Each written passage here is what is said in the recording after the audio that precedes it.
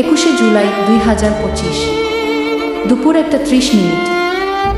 ঢাকার milestone school and college হঠাৎই কেঁপে ওঠে। বাংলাদেশ বিমান বাহিনীর একটি যুদ্ধবিমান বিধ্বস্ত হয় কলেজ ভবনে। বিস্ফোরণের শব্দ, চিৎকার, গগনবিদারী কান্না। অল্প সময়ের মধ্যে আগুন ছড়িয়ে পড়ে চারদিকে।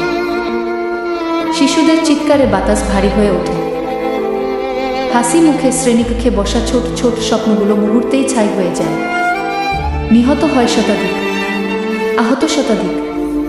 তাদের মধ্যে অনেকেই শিশু। কারো শরীর পোড়া, কারো হৃদয়।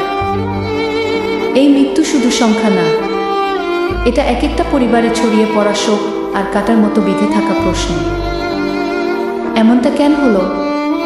আজও সেই শিক্ষার্থীদের খালি বেঞ্চগুলো কাঁদে, আর আমরা প্রার্থনা করি, আল্লাহ ওদের জান্নাত দান করো।